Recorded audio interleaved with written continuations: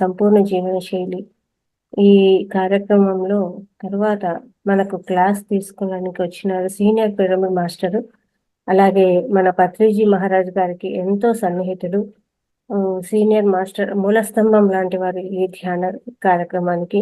Sir మనకు ఈరోజు పత్రిజీ గారి జీవిత చరిత్రను తెలియజేస్తున్నారు.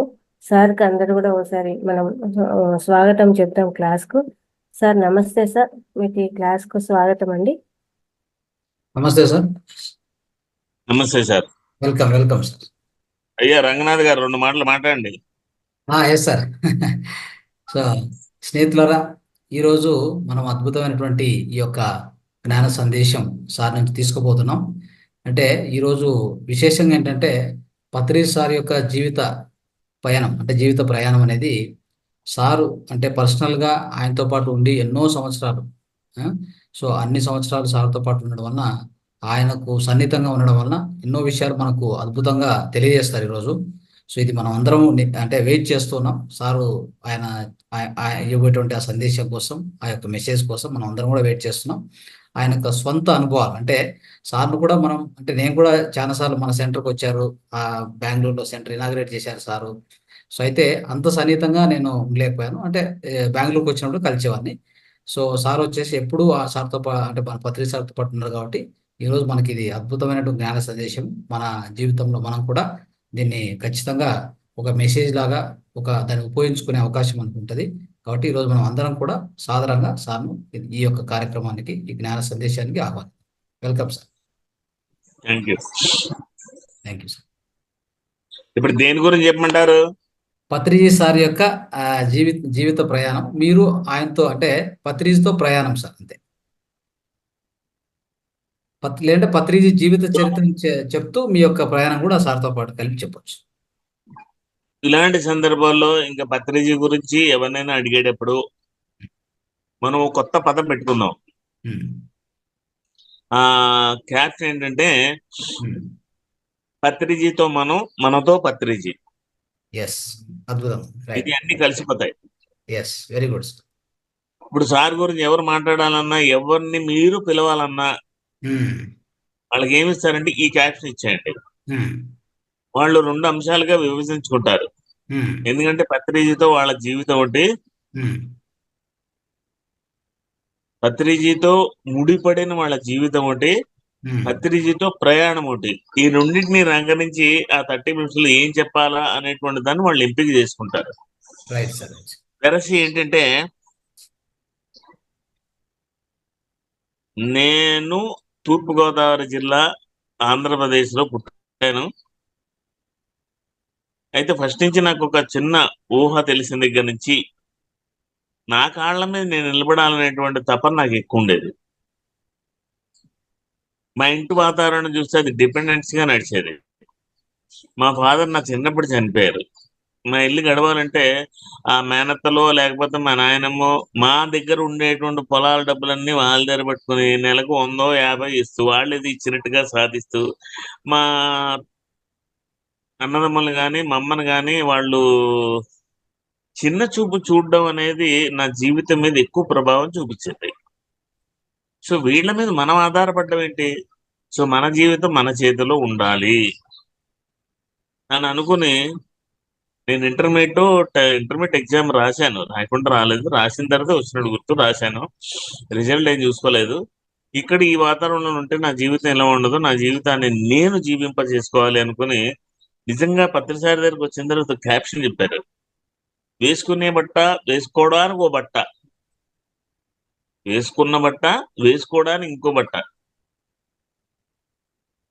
పొద్దున్న ఒక కాఫీ, మధ్యాహ్నం ఒక ఆవకాయ ముక్క, రాత్రి ఒక నిమ్మకాయ తొక్క, పడుకోవడానికి మన చెయ్యి ఉంది, తల కింద పెట్టుకోవడానికి, ఇంకేం కావాలి జీవితానికి అని చెప్తూ ఉంటే నాకు నిజంగా భలే షాక్ అయిపోయింది.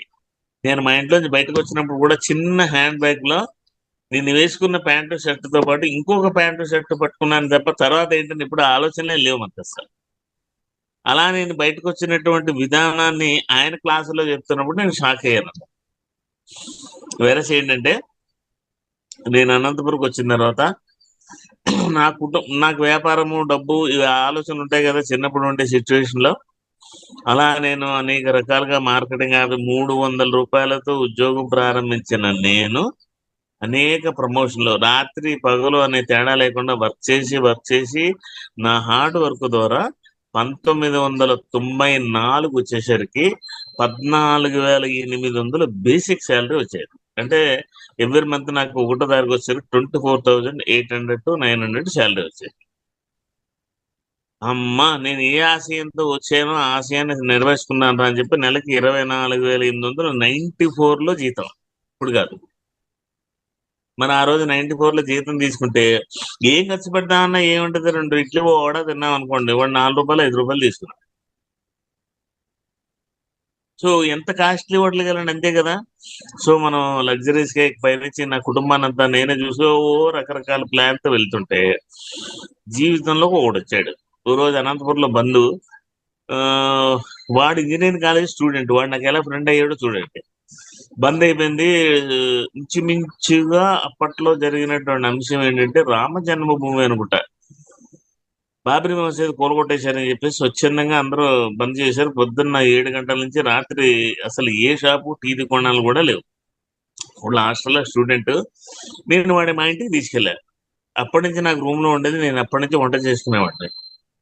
వాడికి భోజనం పెడదామని ఇంటికి పిలిచిన తర్వాత బంద్ కదా అని వాడి ఇంట్లో, నా ఇంట్లో ఉండేటువంటి దేవుడి ఫోటోలు, స్తోత్రాలు, క్యాసెట్లు అవన్నీ చూసి, ఈ దేవుడు అంటే ఇంత పిచ్చి ఏంటండి మీకు, మీరు ధ్యానం చేస్తే ఆ దేవుడే మీ ఇంటికి వస్తారు అని చెప్పాడు. ఆ ఒక్క పాయింటే పట్టుకుని ఇంకేం పట్టుకోలేదు.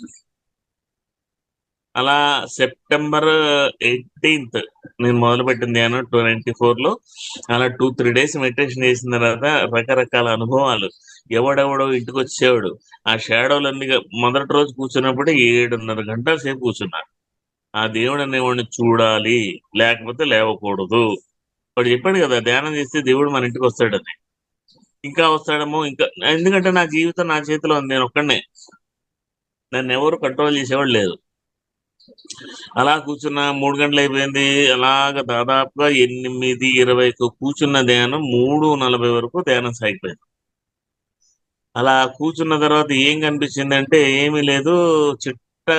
చివరికి ఇంక లేచిపోదాం అనుకుంటున్న టైంలో విపరీతమైన డార్క్ కనిపించింది. ఆ డార్క్ లో ఒక స్పార్క్ కనిపించింది. అదేంటి మెరుస్తుంది అని చూస్తుంటే అది నా బురుగటిని టచ్ అయింది. అంతవరకు చీకటిగా ఉండేటువంటి 2గా చీలిపోయింది. నా ఎదురుకుండా శివలింగం కనిపించింది. దాని తర్వాత ఆ శివలింగం మీద నీళ్లు పడుతున్నాయి. ఈ నీళ్లు ఎవడు పోతున్నాడా అని అనిపించిన తర్వాత కిందకి వెళ్ళి చూస్తే పైనుంచి నీళ్లు వస్తున్నాయి. అవి నా మీద కూడా పడుతున్నాయి, కానీ నాకు ఫీలింగ్ లేదు. సో ఆ శివుడు ఉన్నాడు, పక్కన నందీశ్వరుడు, ఏంటి మెరుస్తోందని చూస్తే ధ్వజస్తంభం ఉంది.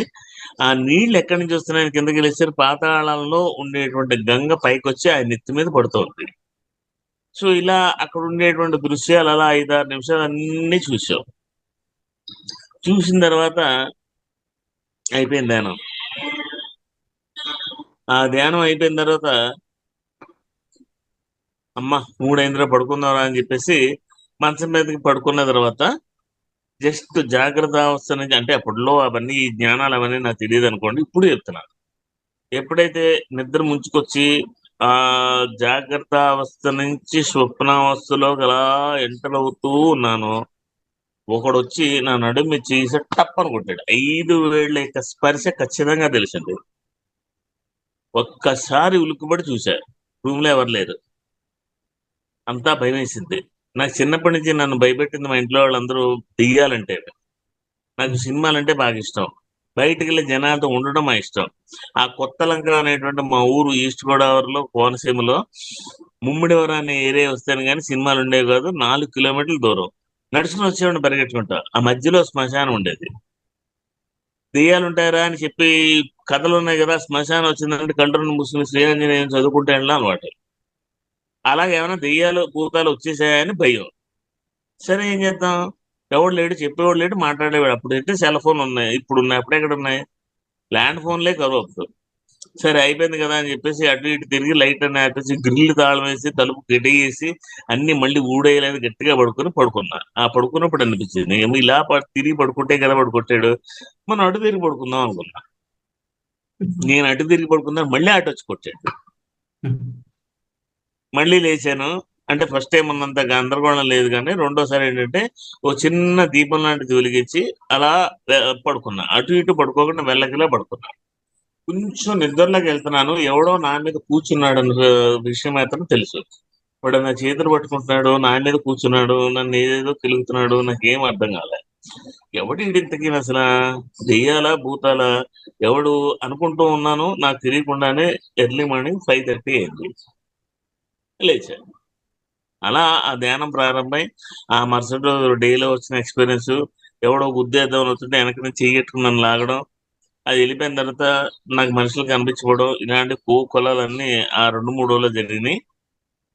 ఇన్ని అయిపోయిన తర్వాత అసలు ఏందనేది తెలియకుండా ఒక గందరగోళం లాంటి లైఫ్ ఏర్పడింది. వాడి కోసం వెతికితే వాడు దొరకలేదు. 3 రోజుల తర్వాత దొరికాడు. ఇంకో సార్ వస్తున్నాడు, సార్ దగ్గరికి వెళ్ళు, పలానా ఏరియా అంటే మీ ఉండే ఆఫీసులో ఎదురుకుండా ఉండే ఇల్లే, ఎక్కడో కాదు మళ్ళీ. సో అప్పట్లో అన్నారంట, ఇలా శివప్రసాద్ అని పేరు చెప్పి ఈ చుట్టుపక్కలే ఉన్నాడు, కొన్ని రోజులు మన దగ్గరకు వస్తాడు, చాలా చాలా బాగుంటుంది అది ఇది అని. ఒక రోజు రాత్రి 2 గంటలకి టీ తాగుతూ ఉన్నప్పుడు గుంతగల్ సెంటర్ లో ఈ మాట చెప్పారని ఆ మాస్టర్ ఒకసారి అన్నా నాతో. అది పక్కన పెట్టండి. సో ఆ రోజు సాయంత్రం 6 అయిపోయింది. ఆఫీస్ నుంచి పరుగున బిల్డింగ్ లో ఉండి ఈ దగ్గరికి వెళ్ళారు. ఓ 15 మంది 12 మంది ఉన్నారు. వాళ్ళెవరు కొత్త వాళ్ళన్న ఫీలింగ్ అయితే నాకు లేదు, ఎప్పుడో నాకు తెలిసినట్టే ఫీలింగ్. సరే ఏమైతే ఏందిలే కానీ నేను వెళ్ళాక గుమ్మం మీద చిన్న డోర్ ఉంది, ఆ డోర్ లో ఒక ఆయన కూర్చున్నాడు, నేను కూర్చున్నాను. కూర్చోబోతుంటే ఇలా ఇలా చిటికేశాడు. అప్పటికి ఆయనకి ఇంకా గడ్డం రాలేదు, అప్పుడప్పుడు వస్తుంది, ఇంకా చిన్న చిన్నగానే ఉంది. ఆ ప్యాంట్ వేసుకున్నారు, ఒక లాల్చీ వేసుకున్నారు, నెత్తి మీద ముస్లిం టోపీ పెట్టుకున్నారు, ఒళ్ళో ఒక ఫ్రూట్ ఉంది. ఇలా చిటికేసి నన్ను రమ్మంటున్నాడు. సో అప్పట్లో నేను గణేష్ నిమజ్జనం విశ్వ హిందూ పరిషత్ ఇలా తిరుగుతూ ఉండేసి ఆ ముస్లిం టోపీ చూసినంత నాకు డౌట్ వచ్చింది, ఎవరైనా అసలు అని. పత్రి అంటే మనకు తెలియదు ఇవన్నీ. సరే ఆయన పిలిచారు, నన్ను ఎందుకు పిలుస్తారు లేదు పక్కోండి చెప్పారు, నేను పిలిచి అని కసిరి నువ్వేరా అన్నాడు. నన్ను రమ్మంటున్నాను, నేనెవడో నీకు తెలియదు కదా, ఎందుకు పిలుస్తున్నాడు అనుకున్నాను. ఆ పక్కన ఉన్నవాడిని చేయబెట్టి తోసేసి నన్ను పక్కన కూర్చోబెట్టుకున్నాను. ఆ రోజు నుంచి ఆయన పక్కనే జూలై 24 మధ్యాహ్నం 11 గంటల నుంచి సాయంత్రం 5:07 ఆయన శరీరం విడిచిపెట్టేంత వరకు ఆయన పక్కనే కూర్చుని ఆ ఎడం కాలు నొక్కుతూనే ఉన్నా, రెప్ప ఆర్పకుండా నాతో అలా చూస్తూనే ఉన్నారు. ఇప్పటికీ తలుచుకుంటే ఆ కళ్ళలో కనబడతాయి వెరసి ఏదో ఒకటి. అలా ఆయనతో జరిగినటువంటి ఆ ప్రయాణంలో సో లైఫ్ అంటే ఏంటి, జీవితం అంటే ఏంటి, ఎందుకు పుట్టావు, ఎందుకు చేసావు. నా అదృష్టం ఏంటంటే నాకు ఎలాంటి ఫ్యామిలీ బర్డన్స్ లేవు, ఎలాంటి ఆర్థిక ఇబ్బందులు లేవు, ఎలాంటి ఆరోగ్య సమస్యలు లేవు, ఇంటి సమస్యలు లేవు. నా 24 గంటలు నేను ఆయనతో గడిపే టైం వచ్చింది. ఆ 24 గంటలు నేను ఆయనతో గడపడంతో ఉన్న అడ్వాంటేజ్ ఏంటంటే రోజుకి కొన్ని వందల మంది వచ్చేవారు, వందల కౌన్సిలింగ్లు చూసేవాడిని. వాళ్ళు ఇచ్చే ప్రశ్నలు, ఈయన ఇచ్చే ఆన్సర్. సో ఆ ఛాన్స్ మాత్రం నాకు బంగారంగా దొరికింది. అది మీ ఎవరికి లేదు, చెప్పగలను నేను అన్నమాట. ఆ విషయాల్లో నేను ఎంతో నేర్చుకునేవాడిని. కానీ ఎంత అలసిపోయినా నిద్రపోదాం పడుకుందాం అనే ఆలోచన వచ్చేది కాదు. ఆయన ఎప్పుడైతే నిద్ర మంచం మీద పడుకున్నారో ఆ తర్వాత నేను పడుకునేవాడిని. ఇదంతా డిజైన్ ప్లాన్ లో ఉంటుంది అంతాను. అయిపోయిన తర్వాత పిఎస్ఎస్ మూవ్మెంట్ విస్తరణ కోసం ఎప్పుడైతే 95 నుంచి నేను అంబర్పేటలో వాళ్ళ ఇంటికి వెళ్తూ ఉండేవాడినో, అసలు నిజంగా చెప్పాలంటే కుటుంబం మొత్తం మీద ఎవ్వరు కూడా ప్రతిసారి లైక్ చేసేవారు కాదు. వాళ్ళ అమ్మకతే చిన్న కొడుకు వచ్చాడని చెప్పేసి, ఎందుకంటే ఆయన ముభావంగా కోపంగా ఉండేవాడు కాబట్టి వచ్చి రాగానే ఆయనకి మంచి భోజనం వండి పెట్టడం, ఆయనకి ఇష్టమైనటువంటి పచ్చళ్ళు కూరలు చేయడం. సో నేను బ్రాహ్మణ కులంలో పుట్టాను, ఆవిడకి బ్రాహ్మణ సెంటిమెంట్ ఎక్కువ ఉంది కాబట్టి ఆ కిచెన్ లోకి వెళ్ళిపోయి చొరబాటుతనంగా ఆవిడకి అసిస్టెంట్ గా కూర్చుని చట్నీ చేయాలంటే పోపు ఏంటో ముగ్గులు వేసుకోవడం, వేయించడం, రోడ్లోకి వెళ్ళి దంచడం, ఇవన్నీ ప్రాక్టీస్ చేసింది. ఆయనకి ఇష్టమైన వంటకాలు ఏంటో నాకు బాగా రావడం, ఆవిడ దగ్గర నేను నేర్చుకోవడం, నాకు ఆల్రెడీ వచ్చినటువంటి వంటలో కొంచెం మెరుగులు దిద్దుకోవడం అంటే ఏంటి, ఇప్పుడు ఉప్మా చేయాలనుకోండి, బాండిలో నూనె వేస్తాం, ఆవాలు, మినపప్పు, శనగపప్పు వేస్తాం, ఇష్టం ఉన్నవాడు పల్లీలు వేసుకుంటారు, పచ్చిమిరపకాయలు, కరివేపాకు వేస్తారు, వేయిస్తారు. అది వేగిన తర్వాత నీళ్లు పోస్తారు. నీళ్లు మరిగిన తర్వాత ఏం చేస్తారు? ఒక గ్లాసు రవ్వకి 2 గ్లాసులు నీళ్లు. ఇదే కదా కొలత అందరికి. కానీ నేను ఆవిడ దగ్గర వెళ్ళిన దగ్గర నుంచి కొలత అనేది పోయింది, ఉజ్జాయింపు అనేది నేర్చుకున్నాక. అదే కాదు, అనేక రకాలన్నీ నేర్చుకున్న తర్వాత అందరికీ వంట ఒకటే బాగా తెలిసేమో కానీ నేను ఆవిడతో కూర్చుని, ఆవిడకి తులసి కోట దగ్గర పొద్దున్నే లేచి స్నానం చేసిన తర్వాత ఒక దిమ్మ ఉండేది అంబర్పేటలో వాళ్ళ ఇంటి దగ్గర. ఆ దిమ్మ దగ్గర కూర్చుని ఆవిడ కబుర్లు చెప్పేవాళ్ళు వస్తే మాత్రం విపరీతంగా చెప్పేది విషయాలని. అలా నేను ఆవిడ దగ్గర ఈయన చిన్నప్పటి నుంచి అన్నదమ్ములు ఇద్దరు, ఈ ఇద్దరు అన్నదమ్ములు, ముగ్గురు అప్పచెల్లెళ్ళు, ఆ వీళ్ళ నాన్నగారు, ఈవిడ, మరి వీళ్ళ ఫ్యామిలీ, వీళ్ళ బంధువులు, వీళ్ళ మేనమామ. అప్పట్లో ఆయన అహ్మదాబాద్ లో ఉండేవాడు డాక్టరు. ఈయన ఫస్ట్ నుంచి ఎక్కువ మాటలు వచ్చేది కాదు. 7వ సంవత్సరం వచ్చిందా రోరే వీడికి బుచ్చికి మాటలు రావట్లేదు అని చెప్తే అహ్మదాబాద్ పంపించే అక్కయ్య అని వాళ్ళ అన్నయ్య తమ్ముడు చెప్పడం, ఈయన వెళ్ళిన తర్వాత త్రోట్ లో చిన్న నాజీలు ఉంటే దాన్ని సర్జరీ చేసి తీసేయడం. ఈయనకి ఆ ఎక్స్పీరియన్స్లు అన్నీ ఉన్నాయి. ఈయనకి అప్పట్లో భయం. మరి బెడ్ మీద పడుకుని కత్తితో కోస్తారంటే ఒప్పుకునేవాడు కాదు. అలా హాస్పిటల్లోకి వచ్చిన తర్వాత అనస్థీషియా ఇచ్చారండి. ఆ మత్తు ఇవ్వగానే శరీరం నుంచి అలా బయటకు వచ్చి ఆ పక్కన కూర్చున్నారట. అప్పుడు యాస్టల్ రావులో యాస్టల్ పడి ఏం తెలియదు, ధ్యానమే తెలీదు. అలా బయటకు వచ్చిన తర్వాత చిన్న నాజిల్ కట్ చేసిన తర్వాత ఈయన వాక్ వస్తుంది అనగానే అంతా కంట్రోల్ అయిపోయిన తర్వాత ఎవరో పిలుస్తున్నట్టు టపక్కన వెళ్ళి బాడీలో పడిపోయారు. అది వితౌట్ మెడిటేషన్, వితౌట్ స్పిరిచువాలిటీ. ఆయన యవ్వనంలో ఉండేటప్పుడు వచ్చిన మొట్టమొదటి astral travel experience, out of body experience in his uncles hospital in Ahmedabad, Gujarat. ఇవన్నీ ఆవిడ చెప్పేది, వాళ్ళ అమ్మగారు. నేను అప్పుడు ఆయన అడిగాను, అవునే వాళ్ళేమో కోసేస్తానన్నారు, నేను నన్ను కోసేయడం అంటే నాకు భయం. ఆయన బాడీ చాలా సెన్సిటివ్, పొర్రపాటున ఇంజక్షన్ చేస్తాను ఎవరన్నా గుచ్చినా అస్సలు తట్టుకునేవారు కాదు, అంత సెన్సిటివ్ బాడీ. ఇప్పుడు ఈవిడన్నీ చెప్పిన తర్వాత ఆయన అడిగామని ఆయన కొంచెం రూఢీ చేసి చెప్పారు. అలా తులసికోట దగ్గర కూర్చుని ఈయన చిన్నప్పటి నుంచి బాల్యంలో అనేక విషయాలు అన్నమాట.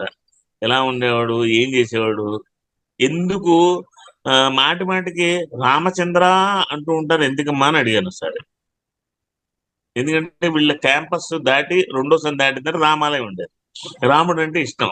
శ్రీరామం వచ్చిందంటే గుడి కడగడం, విగ్రహాలు కడగడం, ఇవన్నీ చేయడం. ఆ శ్రీరాముడు అంటే మైండ్ లో పడిపోయి అస్తమాను బోర్ కొట్టినప్పుడల్లా, కష్టం వచ్చినప్పుడల్లా రామచంద్ర అంటూ ఉంటారు కదా సారు. దానికి రీజన్ చెప్పేది సరేనండి, ఈయనేమో మధ్వా కుటుంబంలో పుట్టాడు కదా, ఈయన అల్లాహు అక్బర్ అబ్దుల్లా అంటూ ఉంటాడు కదా, నీ ముస్లింది ఎందుకు వచ్చింది అని. ఈయన ఇంటికి రామాలయం పక్కనే ఒక మసీదు ఉంది. పొద్దున్న 5 గంటలకల్లా ఆ మసీదులో ఇవన్నీ పెట్టేవారట. ఆయన చిన్నప్పటి నుంచి ఉన్నారు కదా, అందుకే అల్లాహు అక్బర్ అంటాడు. ఇవన్నీ ఎందుకు వచ్చాయి అన్ని చెప్తూ చెప్తూ అసలు ఈయన పుట్టుకకి కారణం ఏంటంటే ఎలా జరిగింది, అసలు మీ ఇంట్లో ఏంటని అడిగితే ఈయన యొక్క జన్మ రహస్యం చెప్పింది ఆవిడ. మరి మీలో చాలా మంది వినే ఉంటారు, విన్నారులే తెలీదు. ఎందుకో సారు ఆయన లైఫ్ లో రాసేటువంటి బుక్ లో రాయిపోతుంటే వద్దన్నారు. మరి అది సీక్రెట్ గా ఉంచారు కాబట్టి, మరి ఈరోజు ఆయన గురించి చెప్పన్నారు కాబట్టి, నా మైండ్ లోకి వచ్చింది కాబట్టి, ఆయన అనుమతి ఇచ్చారన్న ఉద్దేశంతో మీకు చెప్తున్నాను. Very good. అది ఇంచుమించుగా 1945 సంవత్సరం. 45 సంవత్సరం వాళ్ళ నాన్నగారు రమణారావు గారు షుగర్ ఫ్యాక్టరీ లో పనిచేస్తున్నారు. పొద్దున్న ఆయన టిఫిన్ చేసి డ్యూటీకి వెళ్ళిపోయిన తర్వాత ఆ ఇల్లు ఇప్పుడు చాలా మంది చూశారు, ఇప్పుడు మన ధ్యాన కేంద్రం. కాకపోతే అందులో సగం డెవలప్ చేసింది. అప్పుడు అంటే 3 గదులు 4 గదులు ఇల్లే, చుట్టూ ప్లేస్ ఉండేది. ఆవిడకి వాళ్ళ ఆయన ఆఫీస్కి వెళ్ళిపోయిన తర్వాత పూజలు పునస్కారాలు అయిపోయిన తర్వాత ఈమె కీర్తనలు పాడుకుంటూ ఉంటుంది. మధ్వాచార్యులు మధ్వ కుటుంబంలో పుట్టారు కదా, అలా చేసుకుని ఈవిడ కూడా వంట కార్యక్రమాన్ని వంట కార్యక్రమాన్ని సమాయత్తం అవుతూ ఉంటే ఇంటి బయట ఒక శబ్దం వచ్చింది. ఎవరో ఒక వ్యక్తి వచ్చినట్టు చూసింది. వాడేమో 6.5 అడుగులు ఉన్నాడు. గడ్డమేమో బాగా పెరిగింది. పైనేమో గ్రీన్ గుడ్డ చుట్టుకున్నాడు. చూడబోతుంటే వాడు ఒక ఫకీరు ముస్లిం అనే సంగతి తెలిసిపోయింది ఆవిడ. ఈ మధ్వా కుటుంబం బ్రాహ్మణ కుటుంబంలో పుట్టిన ఆవిడ అన్య మతాలు అన్య కులాల వాళ్ళు ఇంట్లోకి రానిచ్చేది కాదు. ఏమైనా గుమ్మం బయటే మాట్లాడు. ఆవిడ ఫస్ట్ నుంచి ఆ నిష్ట. ఎందుకంటే అలాంటి వాతావరణంలో పెరిగారు వాళ్ళు.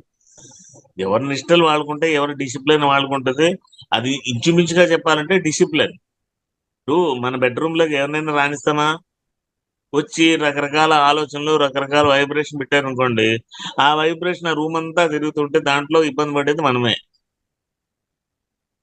ఇప్పుడు కొన్ని ఏరియాలకు వెళ్ళామనుకోండి, ఆ రూమ్ లో ఉండేటువంటి డిస్టర్బెన్స్ ఎక్కువైపోద్ది. సరిగ్గా ప్రశాంతంగా ఉండలేరు. ఏదైనా హోటల్కి వెళ్ళామనుకోండి, ఏమడుగుతావు? బాబు మంచి నీట్ గా మంచి వ్యూ ఉండేది అంటావు. ఎందుకు? అక్కడ ఎవడో పడుకుని వెళ్ళి వాడు ఏదో చేసి ఉంటాడు, ఏదో ఆలోచనలు చేసి ఉంటాడు. అవన్నీ రూములు ఉండిపోతాయి. ఇప్పుడు అందులోకి వెళ్ళాం అనుకోండి, ఆ వైబ్రేషన్ మన చుట్టూ చుట్టుముడుతూ ఉంటాయి. అలాగే వేరే వాడి మతాలు అంటే వాడు తినే ఆహారాన్ని బట్టి, వాడి ఆలోచనలు బట్టి ఎన్విరాన్మెంట్ అంతా మారిపోతుంది. అందుకని ఆవిడ రానిచ్చేది కాదు. అది ఓపెన్ గా చెప్పేసింది నాకు. నెమ్మదిగా ఆవిడ కూడా మారిపోయింది. దాని తర్వాత అందరూ వెళ్ళడం మొదలు పెట్టారు అనుకోండి, అది వేరే సంగతి. I talking about the starting. ఆ టైంలో అసలు నిజంగా ఒక ఫకీర్ ఇంటి ముందుకు వస్తే వాడిని లోపల పిలిచి హాల్లో కుర్చీలో కూర్చోబెట్టిందండి ఆవిడ. ఆ కుర్చీలో కూర్చోబెట్టిందంట. దాని తర్వాత వీడికి ఏం పెట్టాలి అని ఆలోచించుకుంటూ ఉంటే, వండిన పదార్థం తింటే ప్లేట్ కడగాలి కదా. అప్పట్లో మన మనిషి వెళ్ళిపోయింది, ఏం పెట్టాలి? సో వాడికి ఏం చేద్దాం, మన ఇంట్లో పళ్ళు ఉన్నాయి కదా అని ఒక 4-5 రకాల పళ్ళు ప్లేట్లో వేసి వాడు చేతికి ఇచ్చింది. ఆయన ముందు ఆ ప్లేట్ అన్ని తీసుకుని ముందు అరటిపండు తీసుకుని తింటున్నాడు. అరటిపండు తీసుకుని తినే తొక్కు అందులో పెట్టాడంట. వాడికేసి ఇలా చూసిందంట. చూస్తూ ఉంటే ఇవన్నీ ఆయన ఏం పట్టించుకోలేదు. చాలా సంతోషం తల్లి, మిమ్మల్ని ఈ ఇంటిని చూస్తుంటే నాకు అనిపిస్తున్నది ఒకటే. దాదాపుగా ఒక సంవత్సరంలో ఓ గొప్ప వ్యక్తి మీ ఇంట్లోకి రాబోతున్నాడు. ఆయన వల్ల మీ కుటుంబానికే కాదు, ఈ లోకానికి కూడా చాలా చాలా మేలు జరుగుతుంది. ఎంతో మందికి ఎంతో మంచి మార్గాన్ని చూపిస్తాడు. అలాంటి వ్యక్తి మీ ఇంట్లోకి రాబోతున్నాడు అని చెప్పాడట. ఏదో పళ్ళు ఇచ్చాను కదా అని ఫకీర్ ఏదో వాగాడు కదా అనుకుని వదిలేసిందే తప్ప ఆవిడేం పట్టించుకోలేదు ఎక్కువ. ఇది కూడా ఆవిడ వర్డ్ టు వర్డ్ చెప్పేసింది ఆవిడ. దాని తర్వాత ఆఫ్టర్ గ్యాప్ చిన్నవాడు ఏంటంటే పెద్ద ఆయనకి 2 సిస్టర్స్ కి చాలా గ్యాప్ లో ఆమెకి ఎప్పుడైతే కన్సీవ్ అయ్యి గర్భం తీసుకుని బిడ్డ పుడుతున్నాడో అప్పుడు ఆ ఫకీర్ చెప్పిన మాటలు గుర్తొచ్చాయట. అప్పుడేం పట్టించుకోలేదు ఆవిడ. దాని తర్వాత 1.5 ఇయర్ తర్వాత ఇంకా పిల్లలు వద్దులే అనుకున్నారు అప్పటికి. ఎందుకంటే 2 కూతుర్లు కొడుకున్నాడు. అనుకున్న తర్వాత ఈ బిడ్డ పుట్టేటప్పుడైతే చాలా చాలా సిచ్యువేషన్స్ అని ఇంట్లో మారిపోయినాయి. ఆ బిడ్డ పుడుతున్నప్పుడు ఆ ఫకీర్ మాటలు గుర్తొచ్చాయి. అది అయిపోయిన తర్వాత మళ్ళీ 1.5 ఇయర్ 2 ఇయర్స్ తర్వాత రెండో వాడు పుట్టాడు అనుకోండి. ఆ రెండో వాడు పుట్టడానికి కూడా ఏంటంటే ఈ కుటుంబంతో ఆ సోల్ ఫ్యామిలీతో ఉండేటువంటి బంధాన్ని కంటిన్యూ చేసుకోవడానికి వచ్చాడు. బట్ లాంగ్ లైఫ్ జీవించడానికి అయితే రాలేదు. కొంతమంది అలాగే ఉంటారు. పిల్లలు ఎందుకు చనిపోతారంటే అది మన తప్పు కాదు, వాళ్ళ ప్లాన్ అది. ఎందుకంటే మనతో ఉండేటువంటి బంధం తీసుకోవడానికి అన్ని రోజులే ఉంటారు వాళ్ళు. ఎందుకంటే ఇంతకు ముందు జన్మలో అన్ని సంవత్సరాల లైఫ్ మనతో కోల్పోయి ఉంటారు. కనుక ఈ జన్మలో ఏం స్టార్ట్ అవుతుంది? ఎక్కడ కోల్పోయారో అక్కడి నుంచి స్టార్ట్ అవుతుంది. అది కంప్లీట్ అయిపోయిన తర్వాత వెళ్ళిపోతారు. అలాగే ఓషో రజనీష్ ఉన్నాడు. ఆయన అమ్మమ్మ గారి ఇంటికి వెళ్ళిపోయాడు. 8 ఏళ్ల వరకు ఆ అని కానీ, ఏ అని కానీ, బి అని కానీ, లోకం కానీ, ప్రపంచం కానీ ఏమీ తెలియదు. 8.5 సంవత్సరాల వరకు గుజరాత్ లో ఉండేటువంటి ఒక కుగ్రామంలో తాతగారి ఇల్లు, ఇంటి దాటిన తర్వాత ఒక చెట్టు, ఆ చెట్టు దగ్గర ఒక నది. ఈ 3 తప్ప ఆయనకి ఏం తెలియదు. పుట్టినప్పుడు ఏమైంది? 3 రోజుల వరకు నోట్లోకి చుక్క నీళ్లు పోలేదు, చుక్క పాలు కూడా పోలేదు. ఇది బతుకున్నాడా లేదా అని డౌట్. ఎందుకంటే ఆయన ఫాస్టింగ్ చేస్తున్నాడు గత జన్మలో. 4 days ఫాస్టింగ్ అయిన తర్వాత ఆ ఫాస్టింగ్ లో ఉండగానే శరీరం వదిలిపెట్టాడు. మరి ఈ జన్మలో ఏం చేయాలి? 3 days ఫాస్టింగ్ తో పుట్టాడు ఆయన. అది ఆయన స్టోరీలో ఆయన రాసుకున్నాడు అనుకోండి, మీరు చదివిన వాళ్ళు మీ అందరికీ తెలిసే ఉంటుంది. విషయం ఏంటంటే మన గతంలో ఎక్కడ ఎండ్ అయిపోయిందో అక్కడి నుంచి ఈ లైఫ్ కొనసాగుతుంది. అలా ఆయన పేరు అరవింద్, కొన్ని రోజులే ఉన్నాడు. సో అలా ఈయన జీవితం అంతా వచ్చిన తర్వాత సెపరేట్ గా ఎక్కువసేపు అలా సైలెంట్ గా ఉండేవాడు. ఆ ఒసారా ఉండేది, ఆ ఒసారా నిక్కలు వేసుకుని పిల్లలందరూ పడుకునేదని. చిన్నప్పటి నుంచి నేల మీద పడుకోవడం తప్ప బెంచీలు, కుర్చీలు, సోఫాలు ఏమి ఉండేది కాదు. ఎప్పుడు కూడా ఏదో ఒకటి వీళ్ళందరూ చేసేటువంటి రిలేషన్ పలకరింపుల్లో ఉండేటువంటిది ఈయనకుని నచ్చేవి కాదు. పడుకుని ఒక్కడు కూర్చొని ఆలోచించుకుంటూ ఉండేవాడు. ఏమిట్రా బుచ్చి ఆలోచిస్తున్నావు అంటే, మీరిద్దరు మాట్లాడుకున్నారు కదా, బాగున్నావమ్మా, ఎలా ఉన్నావు, ఆరోగ్యంగా ఉన్నావమ్మా, నెమ్మదిగా ఉండు, ఇన్నిసార్లు ఎందుకు చెప్పాలి, ఒకసారి చెప్పచ్చు కదా అని వాళ్ళు మాట్లాడే మాటలు ఇది నచ్చేవి కాదు. వాడు అమ్మడితే చెప్పేవాట, నచ్చలేవిట్రా నన్ను పలకరింపు చేస్తే నువ్వు ఎలా అంటావు అని కసిరి పెట్టేవాడు. అందుకు తర్వాత అడిగితే చెప్పేవాడు కాదు. అలా ఆయన లైఫ్ అంతా అయిపోయిన తర్వాత అమ్మతోటి ఎక్కువ చిన్నప్పటి నుంచి ఆ మమకారం అయిపోయిన తర్వాత ఆయన ఎక్కువ పెరిగి ఎక్కువ నేర్చుకునేది ఆయన మేనమామ, మేనత్త నరసింహమామ, లక్ష్మీ వెస్ట్ మారేడుపల్లిలో ఉండేవారు. వాళ్ళ ఇంటికి కూడా 5 సార్లు అని తీసుకెళ్లారు. అలా వెరసి అన్ని అయిపోయిన తర్వాత ఇవన్నీ చూసి చూసి చూసి దీంతో పాటే ఈ స్పిరిచువాలిటీ అనేది వచ్చిన తర్వాత ఒక్కొక్క ఆధ్యాత్మిక సంస్థకి వెళ్ళేవారు. వెళ్ళిన తర్వాత అన్ని చూశారు. ఆయన ఎన్ని సంస్థలు చూశారు, ఎన్ని సంస్థలు మౌలికమైన కీలకమైన అంశాలు ఆయన నేర్చుకున్నారు అన్న దాన్ని మీకు తెలియాలంటే తులసి దళంలో ఇంట్రడక్షన్ రాశారు చూసారా, అన్ని సంస్థలుగా ఆయన వెళ్ళారు. ఒక్కొక్క దగ్గర 2 రోజులు 3 రోజులు కూడా ఉన్నారు. అలాగే సన్యాసం తీసుకుందామని ఒక ఆశ్రమానికి కూడా వెళ్ళారు. వాళ్ళ దగ్గర 1.5 రోజు ఉన్నాడు. ఇది మనకు సంబంధించింది కాదని అక్కడి నుంచి బయటకు వచ్చారు. అలా అన్ని చూశారు. అన్ని చూసి చూసి చూసి చూసి ది బెస్ట్ ఏంటని సెలెక్ట్ చేసుకుని స్టార్ట్ చేసిన తర్వాత ధ్యానం అనగానే ఆ రోజుల్లో ఎవరికీ తెలియనటువంటి ఆ అంశాన్ని ఎవరు పట్టించుకునేవారు కాదు. అందరూ పట్టించుకునే రోజు వస్తుంది, దీని అందరూ వింటారు అనేటువంటిది ఆయన ప్రగాఢ విశ్వాసం. ఆ విశ్వాసానికి ప్రతిరూపమే ఈ రోజున్న పిరమిడ్ స్పిరిచువల్ సొసైటీ మూవ్మెంట్. నేను చెప్పింది ఎవడు వినట్లేదు కదా, నిరాశ చెందలేదు. అప్పట్లో ఉండేటువంటి వాళ్ళు కూడా ఎలాంటి మాస్టర్స్ వచ్చారంటే జెమ్స్. మీకు డి శ్రీనివాసరావు గారు, ఆయనకి అత్యంత సన్నిహితమైన వ్యక్తి. ఆయన 3వ కన్ను మీద ఎక్స్పెరిమెంట్లు చేశారు. ఇంతకుముందు జూమ్ లో చెప్పాను, మరి మీకు చెప్పాను లేదు నాకు తెలియదు. చెప్పానా?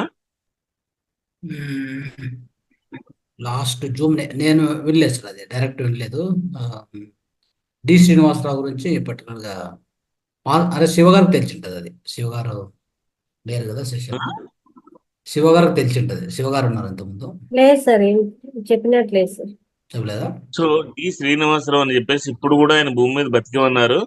కంపెనీ చీఫ్ సెక్రటరీగా పనిచేస్తారు ఆయన. ఆయన పాస్ట్ లైఫ్ అరవిందో అని సారే చెప్పారు. ఆయన వెస్ట్ మారేడుపల్లిలో ఉండేవారు సార్. 96 ఫిబ్రవరి శివరాత్రికి ఆయన ఇంటికి వెళ్ళాం. అక్కడికే తనిఖీల భరణి వచ్చాడు. అక్కడ క్లాస్ కూడా బాగా జరిగింది. వాటెవర్ ఇంటి పక్కన పెడితే ఆయన డి శ్రీనివాసరావు గారు, ఎన్జే రావు, రామూర్తి అండ్ సుధాకర్, ఒక 7-8 మంది స్పిరిచువల్ పీపుల్ ఉండేవారు. జ్ఞానేశ్వర్ అండ్ ద్వారకనాథ్, ఇలా కొంత ధ్రువు, ఇలా ఒక 7-8 మంది ఉండేవారు. శుక్రవారం ఆఫీస్ టైం అయిపోయిన తర్వాత ఇంటికి వచ్చేసి అందరు వెళ్ళిపోయిన శనివారం అందరికి సెలవు కదా, శనివారం నాటి పనులన్నీ ముగించుకుని సాయంత్రం దగ్గరికి వచ్చేవారు. సాయంత్రం వాళ్ళ అమ్మ పెట్టింది తినేసి ఏమైనా కావాలంటే ప్యాక్ చేసుకుని 2 వీలర్స్ వేసుకుని ఫ్లాస్కుల్లో టీ పోసుకుని అందరికీ అలవాటు ఉండే సిగరెట్ ప్యాకెట్లు తీసుకుని గోల్కొండ పోర్టుకి వెళ్ళిపోయేవారు. ఆ పోర్టుకి రాత్రి 7-8 చేరుకోవడం, అక్కడ కూర్చుని ఒక్కొక్క అంశాల మీద చర్చించడం. అలాగే జనార్దన సూర్యని ఒక ఆయన ఉండేవాడు. ఆయనే యోగి అనే పుస్తకం రాశాడు. ఈ బ్యాచ్ అంతా అక్కడ కూర్చుని రాత్రంతా డిస్కషనే. ఏ మాస్టర్ ఏం చెప్పాడు, ఏ ఫ్రీక్వెన్సీలో ఏముంది, ఏ డైమెన్షన్ లో ఏముంది. లోక్ సంగ్రామ బుక్లు అప్పుడు చాలా ప్రామాణికం, కీలకం. ఆయన 3వ కన్ను తెలుసుకున్నాడు. ఆ 3వ కన్ను తెలుసుకోవడం పాటు సూక్ష్మ శరీరాన్ని విడుదల. ఇప్పుడే కాదు, ఎప్పటికైనా సరే భూమి మీద ప్రతి ఒక్కటి క్యూరియాసిటీ ఏంటంటే యాస్ట్రల్ ట్రావెల్ అంటే ఏంటి, నేను ఈ శరీరం ఎలా విడుదల చేయాలి, నేను ఎలా చూడాలి, ఇవే తప్పని అందరికీను. సో అప్పుడు కూడా ఉండేది ఆ డి శ్రీనివాసరావు గారి ఛాలెంజ్ ఏంటంటే, నేను యాస్ట్రల్ ట్రావెల్ చేసి సూక్ష్మ శరీరాన్ని విడుదల చేయాలి. ఆయన పెట్టిన ఎఫర్ట్స్ అంతా ఆయన కాదు. లోక్సాంగ్ రాంబాబు చెప్పినట్టు ఒకసారి చేయండి, 10 సార్లు చేయండి, 20 సార్లు చేయండి, 30 సార్లు చేయండి, 90 చేయండి, 95 చేయండి, 99వ సారి చేయండి. ఫెయిల్ అయ్యారు అనుకోండి 100సారి ఖచ్చితంగా వస్తూనే ఉంటుంది ఆయన. అలాగే ఈయన కూడా మోటివేట్ చేసుకుని చేస్తూ చేస్తూ చేస్తూ వచ్చాడు. ఓ రోజు ఇంటికి పిలిచాడంట. వీళ్ళ ఆఖరు నాకు యాస్ట్రల్ బాడీ రిలీజ్ అయితే సరే సరే, లేకపోతే నేను పాయిజన్ మింగి చనిపోతాను అని భార్యకు కూడా చెక్కులు అన్ని ఇచ్చేసి ఏమేమి ఉన్నాయి అన్ని చెప్పేసి అందరూ ఒప్పందాలు తీసుకుని బయట నుంచి కంపెనీ సెక్రటరీస్ కదా పాయిజన్ తెచ్చుకుని మంచం పక్కన పెట్టుకుని అందరినీ పిలిచాడు, ప్రతిసారి అందరినీ కలిసి. సో పెట్టారు ఎలా రిలీజ్ అవ్వాలి, ఆయన ఇచ్చినటువంటి అనేక టెక్నిక్స్ ఉపయోగించి ఎలా రిలీజ్ చేయాలి. ఏం రాలే. తెల్లవారుజాము 3 వరకు చూశారు. లేదు సార్ అయిపోయింది ఈ లైఫ్ ఇక్కడితోటి, మళ్ళీ వచ్చే జన్మలో కలుసుకుందాం అని చెప్పగానే సార్ షేక్ హ్యాండ్ ఇచ్చి ఓకే సార్ బాయ్ బాయ్ అని చెప్పేసి వచ్చాడంట. వచ్చేసిన తర్వాత 3 గంటలకి ఇంక ఎలాగో రాలేదు కదా, 1 గంట పడుకుని తెల్లవారుజాము 4:30-5కి లేచి పాయిజన్ తీసుకుందాం అని చెప్పి మంచం మీద పడుకుని దుప్పటి ముఖం మీద వేసుకున్నారు. ఆ దుప్పటి ముఖం మీద వేసుకున్న తర్వాత నిద్ర రాలేదు, కానీ కళ్ళల్లో ఒకలాంటి ఆ మెరుపులా కనబడుతూ ఎక్కడా లేనటువంటి ఉత్సాహం వచ్చిందంట. ఆ ఉత్సాహం చూస్తుంటే ఆ బెడ్షీట్లను అలాగే చూస్తూ కూర్చుంటే ఆ శరీరం నుంచి ఆయన సూక్ష్మ శరీరం విడుదలవడాన్ని ఎలా వర్ణించాడంటే, అప్పట్లో షాహీ డక్కన్ సిగరెట్ ప్యాకెట్ ఉండేది, ఇప్పుడు కూడా ఉంది చార్మినార్ అని. కానీ అప్పట్లో ఉండేటువంటి సిగరెట్ ప్యాకెట్ చిన్నప్పుడు ఆడుకునేవాళ్ళం, ఒక పక్కంతా అల్యూమినియం పేపర్ ఉండేది, దానిలో కూడా పల్చటి వైట్ పేపర్ ఉండేది. ఇంట్లో వాళ్ళందరూ సిగరెట్ కాల్చిన పెట్టి పడేశారు అనుకోండి, మనం ఏం చేసేవాళ్ళం, పేపర్ తెచ్చుకునేవాళ్ళం. ఆ పేపర్ రెండు అంటుకునేది కదా, దాన్ని అలా చెరగకుండా ఇలా విడదీయడం అనమాట. విడదీస్తుంటే ఏమవుతుంది, ఈ అల్యూమినియం పేపర్ నుంచి పల్చనటువంటి వైట్ పేపర్ తిరుగుతుంటే పర్రా పర్రా పర్రా చెరుగుతూ ఉంటుంది కదా. ఆ పేపర్ ఎలాగైతే చిరుగుతూ ఉందో ఆయన శరీరం నుంచి సూక్ష్మ శరీరం కాలు నుంచి బయటకు వచ్చేడు, చర్ చర్ చర్ చర్ చర్ అలా బాడీ బయటకు వచ్చింది. కాసేపుడు తల దగ్గర నుంచి అలా సూక్ష్మ శరీరం బయటకు వచ్చి ఆ బాడీ నుంచి అలా బయటకు వచ్చాడు. వచ్చి ఆయన ఇంట్లో మంచం మీద పడుకున్న ఆయన చూసుకుని ఈయన పత్రిజ ఎక్కడున్నారా అని ఈయన ఇంటికి వెళ్ళి చూసి మళ్ళీ ఇంటి లోపలికి వచ్చి బాడీలో జాయిన్ అయిపోయాడు. వెంటనే మళ్ళీ 5:30కి పత్రిజకి ఫోన్ చేసి, సార్ నా బాడీ రిలీజ్ అయింది, నేను సక్సెస్ అయ్యాను, జరిగిన ఎక్స్పీరియన్స్ ఇది అని చెప్పారు. అప్పట్లో గురువు మీద విశ్వాసం కానీ పట్టుదల కానీ నేర్చుకోవాలి ఎదగాలి అనేటువంటి తపన కానీ అలా ఉండేది. అంటే ఇప్పుడు ఏదో విషయం పాయిజన్ తెచ్చి మంచం మీద పెట్టుకుని యాస్ట్రల్ బాడీ రిలీజ్ చేయమని కాదు. యాస్ట్రల్ బాడీ రిలీజ్ చేయడానికి మనం పెట్టాల్సిన ఎఫర్ట్ పెట్టాలి, పెడితే మనం సాధిస్తాం.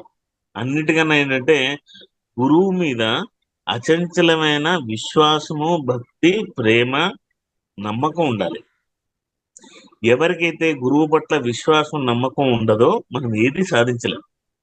ఇప్పుడు కొన్ని వేల మంది వచ్చారండి, లక్షల మంది వచ్చారు, వేలు కూడా కాదు లక్షల కోట్ల మంది వచ్చారు. తిరిగి మాస్టర్లుగా కొంతమంది ఎందుకు ఉండిపోయినారు, ఆయన చెప్పిన దాని మీద ఇది నిజంగా జరుగుతుందా అని డౌట్. అలా డౌట్ ఉండేవాళ్ళు డౌట్ గానే మిగిలిపోయారు.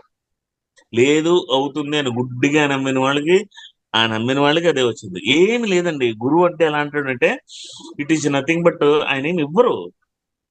ఆయన మీద ఎవరైతే అచంచల భక్తి, విశ్వాసం, గౌరవం, ప్రేమ కనబడుస్తారో ఆయన ఇవ్వక్కలేదు, ఆటోమేటిక్ గా ఆయన దగ్గర నుంచి వర్షిస్తుంది. That is the relation between student and disciple. ఆ గురువు పట్ల అది ఉంది అంటే అక్కడ ఏం ఆగదు. ఆయన దగ్గర ఉండేటువంటిది ఆనందంగా వితౌట్ ఎనీ కండిషన్ ట్యాప్ ఏం తిప్పక్కర్లేదు, అది ఎలా రావాలో అలా వస్తుంది. ఆ నమ్మకం, విశ్వాసం ఉండాలి. ఒక ఎక్స్పీరియన్స్ చెప్తా. సుధాకర్ రెడ్డి అని చెప్పేసి ఒక ఆయన ఉండేవారు. 88, 87 ప్రాంతంలో పత్రిజీ కర్నూలులో వర్క్ చేస్తూ ఉన్నారు. ఆ కర్నూలులో వర్క్ చేసినప్పుడు రాఘవేంద్ర నగర్లో ఇల్లు తీసుకున్నారు, సింగిల్ బెడ్రూమ్ హౌస్. అప్పుడు పిల్లలు ఇంకా చిన్న చిన్న పిల్లలు.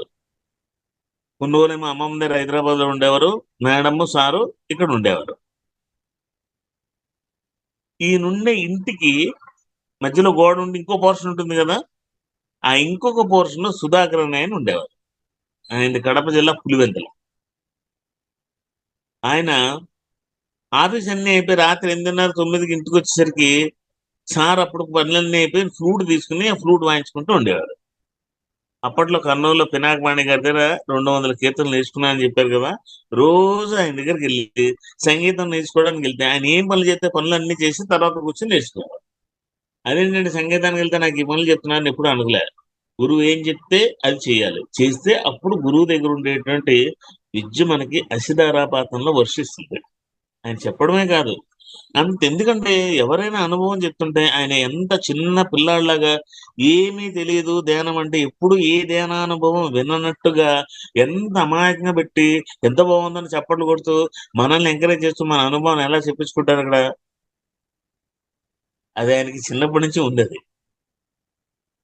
సో అలా ఈయన ఫ్లూట్ వాయిస్తుంటే రోజు ఆ ఫ్లూట్ వింటూ మనోడికి ఏమనిపించింది అంటే నేను కూడా ఫ్లూట్ నేర్చుకోవాలనిపించింది. చూసాడు ఒక 5 రోజుల తర్వాత ఈయన ఫ్లూట్ వాయించడం మొదలుపెట్టిన తర్వాత లుంగి కట్టుకుని బనీన్ వేసుకుని అటు నుంచి ఇలా తిరిగి ఇంటి పక్కకు వచ్చి ఇంటి తలుపు తీసేవద్ది, లోపలికి వచ్చాడు. సార్ నమస్తే సార్, నేను వెనకాల పోర్షన్లో ఉంటున్నాను, మీరు రోజు ఫ్లూట్ వాయించే చాలా బాగుంటుంది, నాకు కూడా ఫ్లూట్ నేర్చుకోవాలని అనిపిస్తుంది అన్నాడు. వెంటనే బ్యాగ్ లో ఇంకో ఫ్లూట్ ఇచ్చి ఇగో నేర్చుకోయా అని ఈ సప్త స్వరాలు సారి గామ ఎలా వాయించాలో చూపించి దీన్ని ప్రాక్టీస్ చేయమా అన్నారు. రోజు అలాగే ఆయన వచ్చేవాడు, ఈయన క్యాంప్ ఉన్నప్పుడు ఆయనకి, ఆయన క్యాంప్ ఉన్నప్పుడు ఈయన కలుసుకునేవారు. ఇద్దరు పత్రిసారి దగ్గర ఉండేటువంటి గొప్ప క్వాలిటీ ఏంటంటే, ఒక రోజు ఎవరైనా ఇంటికి వచ్చి రెండో రోజు ఇంటికి వచ్చాడు అంటే వాడు ఆ కుటుంబంలో ఒక వ్యక్తి అయిపోతాడే తప్ప బయట నుంచి వచ్చిన వ్యక్తిలా ఉండదు. అంత అన్యోన్యత, పరస్పర రిలేషన్షిప్ అనేది పత్రిసారి దగ్గర ఎప్పుడు ఉంటుంది అందరికి. అలా ఇంట్లో వ్యక్తిగా మసిలిపోయేవాడు. సార్ వచ్చారా కానీ ఈయన ఫ్లూట్ తీసుకుని నేర్చుకుంటూ ఉండేవాడు. ఓ రోజు 4 గంటలకి హైదరాబాద్ నుంచి ఫోన్ వచ్చింది, నీకు హైదరాబాద్ ట్రాన్స్ఫర్ చేసి వచ్చాయని. ఆయనకు తెలిసి ఇలానే జరుగుతాయని. చిన్న లగేజ్ ఏముంది, ఫోన్ రాగానే వ్యాన్కి మాట్లాడారు, వ్యాన్ లో లగేజ్ అంతా వేసుకున్నారు, 6:30 ప్యాకప్ చేసిన హైదరాబాద్ వెళ్ళి. అప్పట్లో ఫోన్లు ఏం లేవు, ఎవరైనా డబ్బు ఉంటే బాగా రిచ్ పర్సన్ అయితే ల్యాండ్ అని ఉండేది. అవునా, అంతమంది ఏమైనా టెక్నాలజీ లేదు కదా అప్పట్లో. సరే వెళ్ళిపోయారు. ఆ సుధాకర్ నేను క్యాంప్ వెళ్ళి 1.5 రోజు తర్వాత వచ్చాడు. ఈయన ఇంటికి వెళ్ళేసరికి ఇల్లు తాళం వేసింది. ఈయన ఎక్కడికి వెళ్ళారు, ఏ ఊరు వెళ్ళారు, ఏం చేసినా ఏమైనా తెలుసా అసలు? ఏం తెలియదు. మీరు ఏం చేస్తున్నారని కూడా ఎప్పుడు అడగలే. ఇంకేం చేయాలి అని సర్లే అని చెప్పి ఇంటికి వెళ్ళిపోయాడు. ఒక 3 నెలల తర్వాత ఈయన కూడా హైదరాబాద్ లో వర్క్ ఉంటే హైదరాబాద్కి వచ్చాడు. అక్కడ కూడా మెయిన్ ఇల్లు అక్కడే ఉండేది. పొద్దున్నే ఓ రోజు తెల్లవారుజామున 3 గంటలకి ఆయనకు ఒక కళ వచ్చింది. ఎవరికి? సుధాకర్కి. ఆ కళలో ఏంటంటే 6:30, 7 గంటలకు లేచాడు. లేచిన తర్వాత స్నానం చేశారు, బట్టలు వేసుకున్నారు. 7:30, 8 గంటలకి ఇంట్లోంచి బయటకు వచ్చారు. కొంచెం ముందుకు వెళ్ళగానే ఒక బస్ స్టాప్ ఉంది. ఆ బస్ స్టాప్ లో నిల్చున్నాడు. ఎదురుకుండా ఆర్టీసీ బస్సు వచ్చింది, సిటీ బస్సు. దాని మీద నల్లకుంట అని బోర్డు ఉంది. అప్పట్లో సార్ వాళ్ళు నల్లకుంటలో ఉండేవారు. ఆ నల్లకుంట బోర్డు చూడంగానే అందులోకి వెళ్ళాడు. డ్రైవర్ వచ్చి ఎక్కడికైనా అడిగాడు, నల్లకుంట అన్నాడు. ఆ పక్కన కూర్చున్నాడు. డ్రైవర్ సౌండ్ చేసి నల్లకుంట అని దిగాడు. దిగి అటు నుంచి అలా ముందుకు నడుచుకుంటూ వెళ్తున్నాడు. ఒక ఇంటి ముందు ఒక గేట్ ఉంది, ఆ పూల మొక్కలు ఉన్నాయి, దాని తర్వాత ఇంకో ఇల్లు ఉంది. దాన్ని అలా చూసుకుంటూ వెళ్తున్నాడు. ఇంట్లో మెలకు వచ్చింది. అవునే ఏంటి ఆ ఇల్లు చూశాను, ఏదో మెలకు వచ్చేసింది అని అనుకుంటున్నాడు. అంటే సరే మెలకు వచ్చింది, లేచాడు, తన పనులన్నీ చూసుకున్నాడు, స్నానం చేశాడు, బీరోలో ప్యాంటు షర్ట్ తీసుకున్నాడు. ఆ డ్రీమ్ లో ఏ కలర్ ప్యాంటు షర్ట్ ఉందో అదే ప్యాంటు షర్ట్ చేతిలోకి వచ్చింది. బట్టలన్నీ వేసుకున్నారు. బయటకు వచ్చేసరికి సేమ్ డ్రీమ్ లో వచ్చిన బస్సే వచ్చింది. ఆ బస్సు ఎక్కాడు, నల్లకుంటలో దిగారు, నడుచుకుంటూ అలా ముందుకెళ్తున్నాడు. ఆ డ్రీమ్ లో ఏ ఇంటి దగ్గర అయితే మెలకు వచ్చిందో ఆ ఇంటి దగ్గరికి వెళ్ళాడు. వెంటనే బయట గేట్ తీసుకుని లోపలికి వెళ్ళి తలుపు కొట్టాడు. పత్రిజీ వచ్చి తలుపు తీశారు.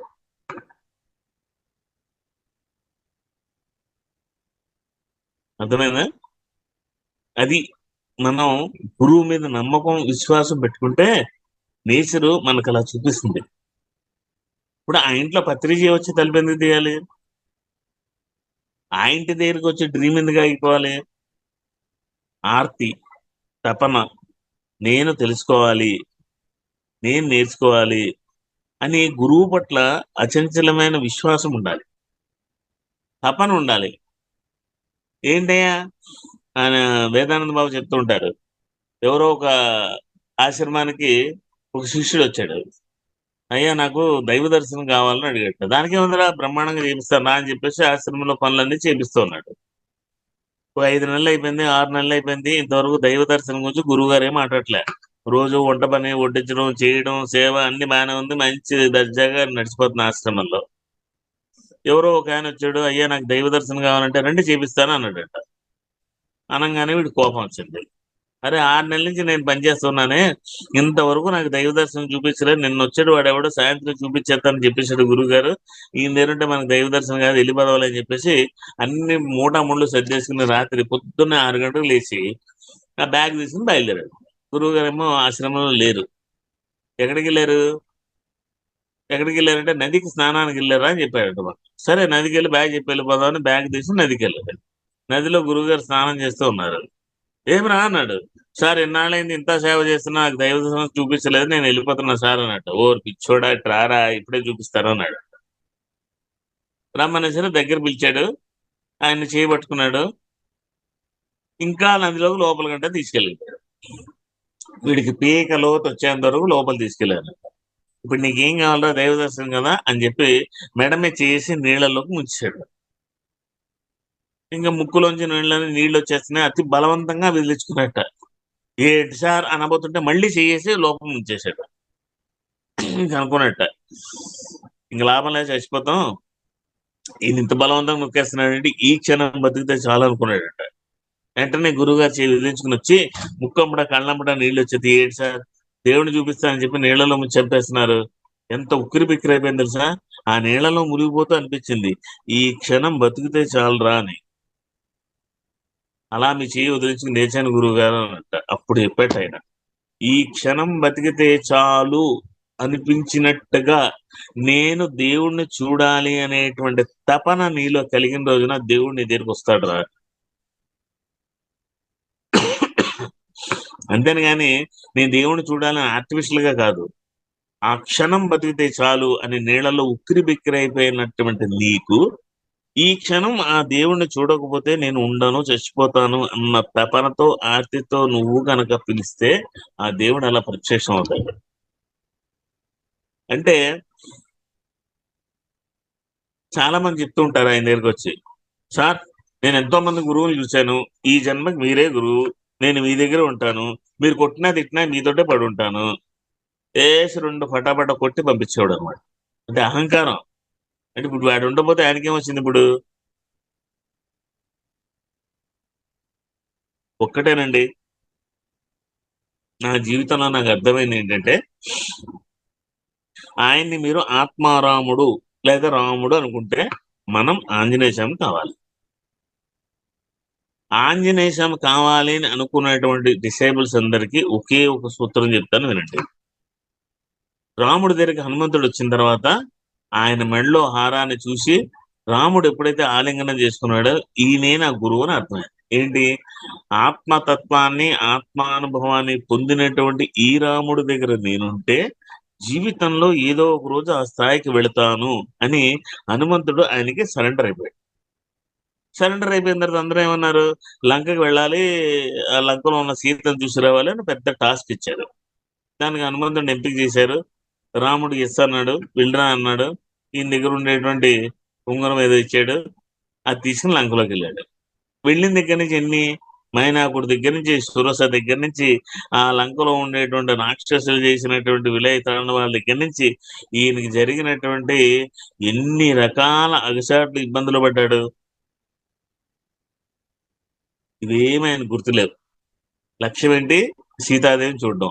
ఆ సీతాదేవిని చూసిన తర్వాత ఆ ఉంగరాన్ని ఇచ్చి ఆ చూడామణి తీసుకున్న తర్వాత, ఏమి అధైర్యపడకు తల్లి, రాముడు వానర సైన్యంతో లంకకి వస్తున్నాడు, ఈ లంకాసురుని సంహారం చేసి మిమ్మల్ని తీసుకెళ్ళడానికి అంతా సిద్ధమవుతున్నాడు, ఇంకొన్ని రోజులు ఓపిక పెట్టండి అని అభయం ఇచ్చి వచ్చేస్తుంటే తీసుకెళ్తారు రావణాసుడి దగ్గరికి.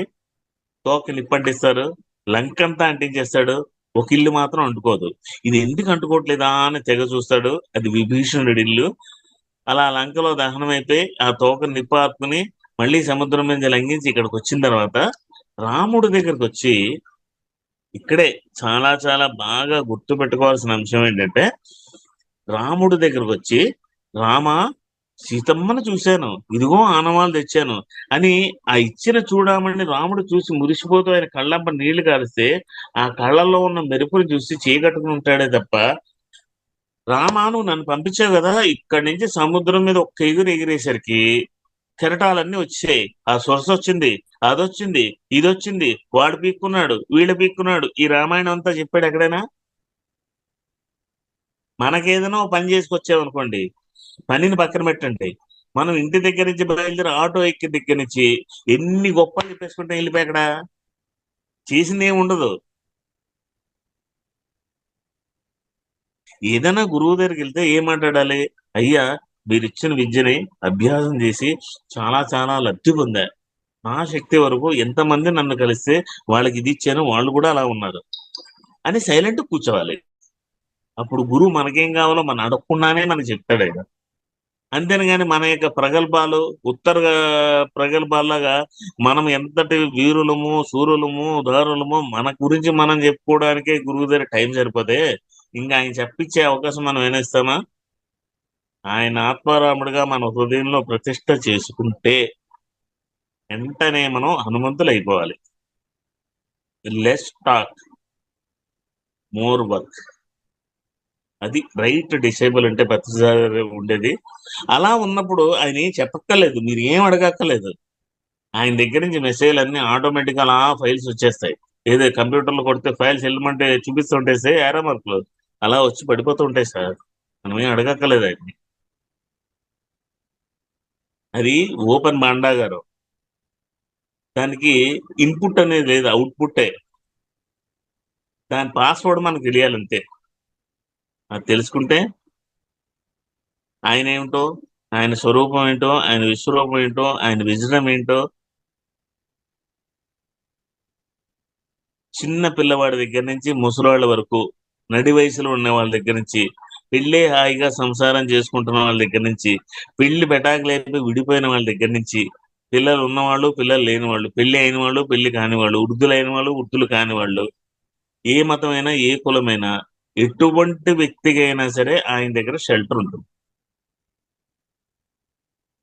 నిజంగా ఆయన వారసులను అనుకుంటే మనం కూడా అందరికి అలాంటి షెల్టర్ ఇచ్చేటువంటి విశాలమైన దృక్పథం మన దగ్గర ఉండాలి. మనం ఆయన దగ్గరికి వెళ్ళినప్పుడు విధవ లక్షణాలన్నీ మన దగ్గర ఉన్నాయి. ఏ రోజునైనా మన లోపాలను ఎప్పుడైనా ఎత్తి చూపించాడు ఆయన? చూపించలేదు. మనలో ఉండేటువంటి ఉన్నతమైన క్వాలిటీస్ తీసి, you are a great master రా, యు ఆర్ గ్రాండ్ మాస్టర్ రా అనే భుజం మీద చేసుకుని ఆయన హక్కును చేర్చుకోకపోతే ఈ రోజు ఇలా తయారయ్యేవాళ్ళం. నిజంగా ఆయన రుణం తీసుకోవాలి, అలా మనం తయారవ్వాలి. ఆయన ఊరుకుని భూమి మీద చూపించాలంటే మనం ఆయనతో గడిపిన రోజులు గుర్తించుకోండి. మొట్టమొదటి రోజు మనం ఆయన దగ్గరికి వెళ్ళినప్పుడు మనల్ని ఎలా రిసీవ్ చేసుకున్నారో, ఇప్పుడు మన దగ్గరికి నేను పత్రిసారిని చూడలేదు అని చాలా మంది వస్తుంటారే, అలాంటి వాళ్ళని మనం అలా హక్కున చేర్చుకుని వాళ్ళ అంతర్నేత్రంలో ఆ పత్రిజీ దర్శనం చేపించగలిగితే నిజమైన పత్రిజీ వారసులం, పత్రిజీ శిష్యులం. Yes sir. ఇవాళ చాలు. Thank you very much sir. Right sir, thank you sir. జోరుగా ఒకసారి చప్పట్లు సార్కి. చాలా అద్భుతం సార్, మాటలు రావట్లేదు, కళ్ళలో నీళ్లు తప్ప. మీరు ఎంత అదృష్టవంతులో, ఎలాంటి జన్మను తీసుకొని వచ్చారో, ఆయనతో ఇంతటి ట్రావెల్ చేశారంటే అసలు అలా రాసుకొని వచ్చారంటే ఎంత గొప్ప. మేము నిజంగా సార్ మీరు లాస్ట్ లో చెప్పిన మాట మేము చూడలేదు సార్. ఈ క్లాస్ లోకి వచ్చినాకే వాళ్ళ గురించి తెలుసుకోవడం కానీ, ఇంతవరకు ఈ క్లాస్ లో కూడా ఎవరు ఇలా చెప్పింది కూడా లేదు సార్. తెలియదు సార్, మాకు ఈ విషయాలు ఏమీ తెలియదు. ఆ ఆ మీరు చెప్తూ ఉంటే ఎలా ఉందంటే ఎంత పాపం చేసుకున్నామో ఏమో నేను చూడలేకపోయానే అనిపిస్తోంది సార్ నాకు ఇప్పుడు. ఆ ఆ బాధ అయితే చాలా అనిపిస్తుంది సార్, నాకు చాలా అనిపిస్తుంది సార్. ఈ జీవితంలో మీరు చేసేటువంటి మొట్టమొదటి రాంగ్ ఏంటి తెలుసా మేడం? మిమ్మల్ని మీరు క్రిటిసైజ్ చేసుకోవడం, మిమ్మల్ని మీరు చిన్నబుచ్చుకోవడం, మీ మీద మీరు లేనిపోని అభాండాలు వేసుకుని మీ ఔన్నత్యాన్ని ఉన్నతిని మీరు గౌరవించకపోవడం. మీకు అనుకున్న టైంకి ఏదైనా గుర్తు రాకపోతే నా జ్ఞాపశక్తి నశించింది అన్నట్లుగా మేమేదో దౌర్భాగ్యులం, దురదృష్టవంతులం అని మిమ్మల్ని మీరు నిందించుకోవడం అనేది మీ ఆత్మతత్వం ఒప్పుకోదు. ద ఆరిజిన్ ఆఫ్ సెల్ఫ్ ఏంటి తెలుసా? Be reckless. మిమ్మల్ని ఎప్పుడూ కూడా ఎక్కడా కూడా తల దించొద్దు, మిమ్మల్ని మీరు తక్కువ చేసుకుని మాట్లాడొద్దు. దాని అంత శిక్ష భూమి మీద ఇంకోటి లేదు. ఎస్, కంటిన్యూ చేయండి. Right sir. Thank you sir, so thank you. అద్భుతంగా ఉంది సార్. ఈరోజు అంటే మీరు కొన్ని మనం బుక్కుల్లో చదవనేవి కూడా చెప్పారు. ఈరోజు బుక్కుల్లో మనం జనరల్గా చదువుతూ ఉంటాం, కానీ ఇప్పుడు ఆయన చిన్నప్పుడు ఆయన పుట్టుక కారణం ఏంటి, అంటే ఆ మెసేజ్ ఎలా వచ్చింది అనేది కూడా ఈరోజు మీ ద్వారా తెలుసుకోవడం చాలా ఆనందంగా ఉంది. సో ఈ విధంగా, ఎందుకంటే మీరు దగ్గరగా ఉన్నారు సార్తో పాటు అన్ని సంవత్సరాలు కలిసి ప్రయాణం చేశారు కాబట్టి ఈ విషయాలు మీకు మాత్రమే అవి తెలిసి ఉంటాయి. ఇంకా అన్యదా ఎవరికి తెలిసే అవకాశం లేదు కాబట్టి సో నిజంగా ఇది ఒక మాకు ఈరోజు అద్భుతమైన ఒక దినం మాకి.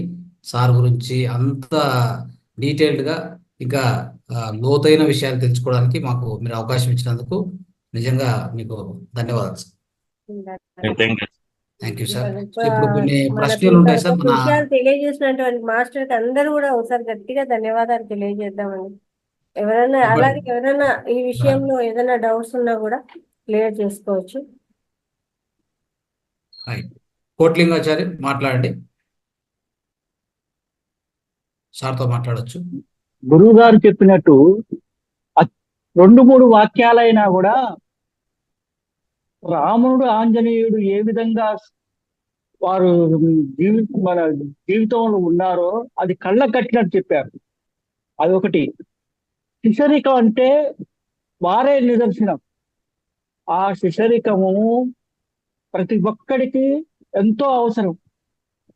నువ్వు సంపాదించింది కాదు, నువ్వు సంపాదించింది ఏది రాదు.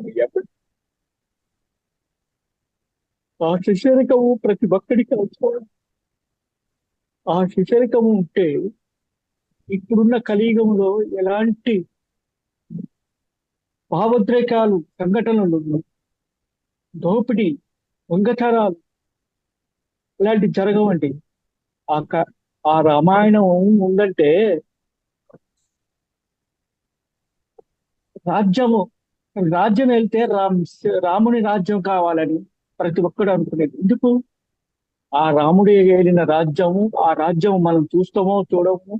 ఆ గురువు శ్రీరాముడు ఆంజనేయుడు యొక్క గురు శిష్యుల బంధం మనం చేస్తామో చేయమో తెలియదు, కానీ సారు చెప్పింది మాత్రం చాలా అద్భుతంగా ఉందండి.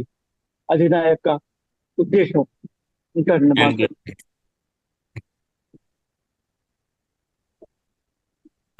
ఇంకేమన్నా మాట్లాడతాను 10 నిమిషాలు. మిథులారా, మీ యొక్క అనుభవం పంచుకోండి. తర్వాత సారు ఇంత లోతుగా మనకి వివరించారు మన పత్రికతో ప్రయాణము. సో కాబట్టి మీరు ఏమైనటువంటి ఎలాంటి ప్రశ్న ఉన్నా అడగవచ్చు, లేదా మీ అనుభవం పంచుకోండి దయచేసి. ఇది అవకాశం, మనం ఎప్పుడు కూడా అవకాశాన్ని ఉపయోగించుకోవాలి. ఎందుకంటే సీనియర్ మాస్టర్స్ వాళ్ళ యొక్క సమయాన్ని వెచ్చించి మనకు ఈరోజు ఈ అవకాశం ఇచ్చారు కాబట్టి మనం అందరం కూడా నేర్చుకుంటున్నాం. ఈ యొక్క ఆధ్యాత్మిక ప్రయాణం ఈ మార్గంలో ఉన్నాం కాబట్టి ప్రతి ఒక్క క్షణం ఉపయోగించుకోవాలి. సార్ ఇక్కడ ఈ సెషన్లో ఉన్నంతసేపు ఆ యొక్క వాల్యుబుల్ టైం, ఆ విలువైనటువంటి టైంని మనం కంపల్సరీ ఉపయోగించుకోవాలి. మీరు చేయొచ్చు, లేదా మీరు హ్యాండ్ రైజ్ చేయండి, లేదంటే సిగ్నల్ ఇస్తే మీకు అన్మ్యూట్ చేస్తా పోతాం. మాట్లాడండి మేడం. ఊరికి అలా చూస్తూ ఉండకూడదు, ఏదో ఒక అనుభవం చెప్పాలి, లేదా ఒక ప్రశ్న అడగాలి. రైట్, మాట్లాడండి మేడం. వద్దు, వాళ్ళకు కూడా టైం అయిపోయింది కదా, 10:30 అయింది. అంటే ఒక 3-4 minutes అంతే. ఇంకా మేడం సార్ పేరే మీకు పడుకున్నప్పుడు ఇలా తట్టారు అన్నారు చూడండి సార్, మీకు ఎవరనిపించింది సార్? అది గురువు గారేనా? అది కాదండి, తెలిసిందా సార్? కాదు. యాస్ట్రల్ మాస్టర్స్ అవేకనింగ్ కోసం ట్రైనింగ్ ఇస్తారండి స్టార్టింగ్ మెడిటేషన్ లో, ఎరుకలోకి రావడం కోసం. Um, um. ఓషో రజనీష్ ది ఓ బుక్ ఉంది, ఏ సాంగ్ వితౌట్ వర్డ్. చూసారా పేరు ఎలా ఉందో? ఆయన బుక్కులు అన్నీ అలాగే ఉంటాయి. Song the without M- word. Um.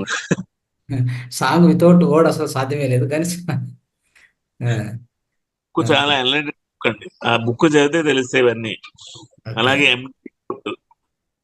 Okay sir. Sir ఇక్కడ కృష్ణలీల మాట్లాడతారంట. కృష్ణలీల గారు మాట్లాడండి. అడ్మిట్ చేసుకోండి, అడ్మిట్ చేయించాం, ఆప్షన్ ఇచ్చాం. రైట్, కవితారెడ్డి మాట్లాడతారా? కృష్ణలీల చెప్పండి. ఇద్దరికి ఆప్షన్ ఇచ్చాం, అడ్మిట్ మాట్లాడండి. కవితారెడ్డి గారు మాట్లాడండి. సార్ మీకు పాదాభివందనాలు సార్. మీరు అసలు పత్రిజీని మీ పాదాభి వాక్యాల ద్వారా పాదాభివందనాలు మాత్రం వద్దు. పాదాభివందనాలు ఓన్లీ షేక్ హ్యాండ్ ఇస్తే చాలు. పాదాభివందనాలు మాత్రం వద్దు. సార్ కళ్ళకి కట్టినట్టు చెప్పింది సార్ మీరు మొత్తము. మాకైతే అసలు నేనైతే ఎప్పుడు చూడలేదు సార్, ఫోటోనే చూసాను, కానీ మీరైతే మీరు చెప్పే అనుభవాలు అయితే నాకు చాలా కళ్ళకి కట్టినట్టు అనిపించాయి. చాలా బాగా చెప్పారు సార్. ఇంకా ఆయన జీవిత చరిత్ర చదవాలి అంటే తులసి అదేదో చెప్పారు కదా బుక్, ఒకసారి చెప్తారా? అది ఆయన జీవిత చరిత్ర ఎవరు రాయలేదు, రాయలేదా సార్? ఎవరో రాయమని చెప్తున్నారు, కానీ ఆయన చెప్పాలి. తిక్కన సోమయాజికి భారతం సంస్కృతం నుంచి అనువాదం తెలుగులోకి అయింది, కాకపోతే కొంచెం బిట్టు ఉండిపోయింది, నీకు అన్ని తెలుసు కదా అని చెప్పి తిక్కని అడిగారంట అందరూను. కాదు, నాకు ఆ మహావిష్ణువు వచ్చి ఆదేశం ఇచ్చేంత వరకు నేను రాయను అన్నట్టు. అయితే నువ్వు ఏదైనా సాధన కూర్చుంటే కదా ఆయన వచ్చేది అన్నారు. అప్పుడు ఆయన కూర్చున్న సాధన చేస్తూ సమాధి స్థితిలోకి వెళ్ళిపోయాడంట. ఆ సమాధి స్థితిలోకి వెళ్ళిపోయిన తర్వాత ఆ విష్ణుమూర్తి దగ్గరికి వెళ్ళాడంట. ఆ విష్ణుమూర్తి ఈయన చూశాడంట. ఎవరైనా ఈ మధ్యకాలంలో ఎవరు కూడా సమాధి స్థితిలో 12 సంవత్సరాలు కూర్చుని ఆయన విష్ణుమణ లోకానికి రావడం ఎక్కడ చూడలేదా నేను అని పక్కన వాళ్ళని అడిగి, ఈయన కన్నా తల్లిదండ్రులు ఎవరు అడిగారంట. ఆయనే సార్ స్వర్గంలో ఉన్నాడంటే పిలుచుకురా అన్నాడట. పిలుచుకొచ్చిన తర్వాత, ఇంత మంచి పుత్రుని కని లోకానికి ఇచ్చినందుకు నీకు స్వర్గం కాదయ్యా, నాతో ఉండే పరమపద సోపానంలో స్థానం ఇస్తాను పదా అని చెప్పి అక్కడికి లాక్కెళ్ళి, ఇప్పుడు విష్ణుమూర్తి ఈయన చెప్పాట, మిగిలిన మహాభారతాన్ని తెలుగులోకి అనువదించు. అంటే ఏంటంటే ధ్యానాన్ని ఎందుకు ఎంచుకున్నారంటే, మనందరం ధ్యానం చేసి సమాధి స్థితికి వెళ్తే స్వర్గంలోనో నరకంలోనో ఉండేటువంటి మన తల్లిదండ్రుల్ని ఆ విష్ణువు ఆ శివుడో పిలిచి వాళ్ళందరినీ ఇంత పెద్దగా మంచి యోగీశ్వరుడైన పుత్రుని కనిచ్చినందుకు నిన్ను నాతో పాటు పరమపద సోపానానికి తీసుకెళ్ళిపోతాను అని మన తల్లిదండ్రుల్ని అక్కడికి తీసుకెళ్ళాలి. అలా వాళ్ళ రుణం తీర్చుకోవడానికి ధ్యానం ఒక్కటే ఏకైక మార్గం కాబట్టి ఆ ధ్యానాన్నే ఎంచుకున్నారు, ధ్యానాన్నే నేర్పించారు, ధ్యానాన్నే చెప్తూ చిట్ట చివరికి ధ్యానం ఎలా చేయాలో వేళ్లలో వేళ్లు పెట్టుకుని పొట్టపై పడుకుని అలాగే పడుకుని వెళ్ళిపోయారు. Yes yes sir. కృష్ణలీల మాట్లాడమా? కృష్ణలీల మాట్లాడండి. సార్ నేను 16th జూన్ లో తిరుపతికి వెళ్ళాను సార్ మొన్న. వెళ్ళినప్పుడు నేను మెడిటేషన్ చేద్దాము అనేసి కూర్చున్నాను అక్కడ. ఎవరో వచ్చి బొట్టు పెట్టేసి వెళ్ళారు సార్. నేను అనుకున్నాను ఎవరో ఉంటారు అనుకున్నాను, కానీ తర్వాత ఎవరు అంటే అక్కడ కూర్చున్న ప్లేస్ లో ఎవరు వస్తారని నేను ఎక్స్పెక్ట్ చేయను. గ్రిల్ ఉంది, గ్రిల్ పక్కన నేను కూర్చున్నాను. తర్వాత ఎవరో 2-3 షాడోస్ ఇట్లా ముందు నుంచి వెళ్ళిపోయి ఇట్లా వచ్చేసారు. ఇంకా నాకేం తెలీదు. 1 hour తర్వాత మా బాబు వచ్చి నన్ను తట్టి లేపేశాడు, లేకపోతే ఇంకా కాసేపు కూర్చునేదాన్ని. అది ఏం జరిగిందో అసలు ఏం తెలియలేదు సార్ నాకు. అది నిజమా అబద్ధమా అనుకున్నాను. ఇప్పుడు సార్ చెప్పిన తర్వాత ఓకే, కరెక్ట్ గా ఎవరో నాకు కూడా పెట్టుంటారు బొట్టు అనేసి నేను అనుకుంటున్నాను సార్. ఏమనుకోవద్దు అస్సలు, పొరపాటును కూడా ఎవరొచ్చి పెట్టారు, ఏమొచ్చి పెట్టారు, ఇది ఏమిటి అని ఏ మాస్టర్ ని పొరపాటును కూడా అడగద్దు. ఆహా, అవునా సార్, నేను అడగాలనుకుంటున్నాను, అండి ఆ తెలియలే. అనుభవాన్ని ఓకే మననం చేసి దగ్గర ఉంచుకోండి. మీకు ఆ బొట్టు ఓకే పెట్టిన వ్యక్తి మళ్ళీ మీకు కనిపించేంత వరకు దాని గురించి ఎవరి దగ్గర ప్రస్తావన చేయొద్దు. ఎవడు బుర్ర ఎలా ఉంటే దాని ప్రకారం బైఫర్గెట్ చేసి లాజిక్లన్నీ ఇచ్చేసి మీకు ఉండేటువంటి విజన్ కూడా పోగొట్టేస్తారు. డోంట్ ఆస్క్ ఎనిబడి ఆహా, your okay experience sir, in your mind. Some time మీరు ఓకే అదే సార్. పీక్ లోకి వెళ్ళినప్పుడు ఆ యోగో లేకపోతే ఆ మాతాజీనో ఎవరో ఒకరు మీకు వచ్చి కనపడి ఆ బొట్టు పెట్టిన దగ్గర నుంచి ఆవిడ వచ్చి మీతో కనపడి మాట్లాడుతుంది. అంతవరకు వెయిట్ చేయండి.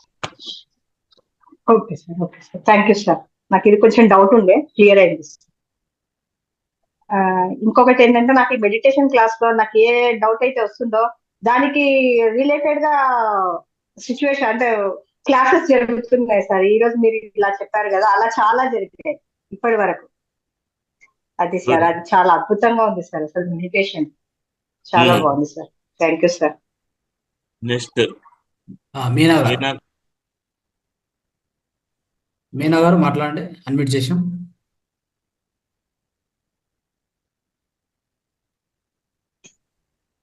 మాట్లాడండి. నమస్తే సార్. ఆత్మ ప్రణామం సార్.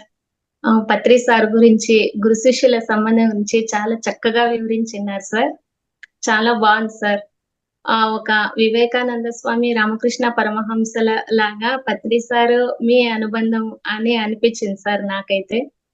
చాలా మీరు చెప్తుంటే చాలా కళ్ళకు కట్టినట్లుగా ఉంది సార్. నేను 2000 లోనే మెడిటేషన్ లోకి వచ్చినాను కాబట్టి 24 years అయింది. సార్ తో కూడాను నాకు కూడాను ఎన్నో అనుభూతులు అది ఉన్నాయి సార్. అవంతా గుర్తొచ్చింది సార్. చాలా చక్కగా ఉంది sir.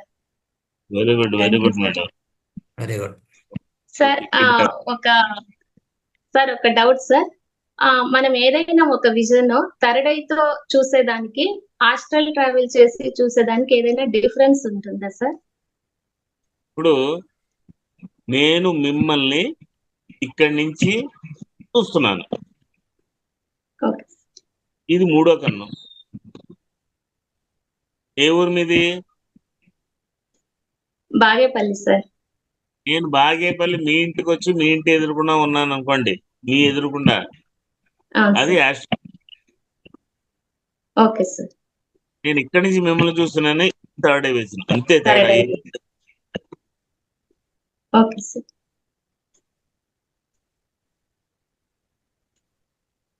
Okay right. Sir, thank you sir.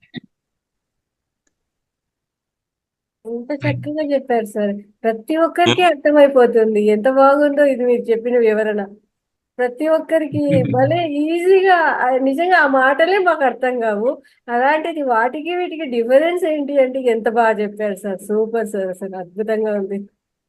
చాలా బాగుంది వివరణ. రైట్ స్నేహితులారా, ఇంకా మీరు దయచేసి ఇంకా క్లోజ్ చేద్దాం సెషన్. అయితే ఇంకేమన్నా ప్రశ్నలు ఉంటే అడగండి, లేదంటే ఇంకా క్లోజ్ చేద్దాం. ఆయన ఎవరండి? పార్వతినా? పార్వతి. ఎవరో చేతులు ఊపుతున్నారు.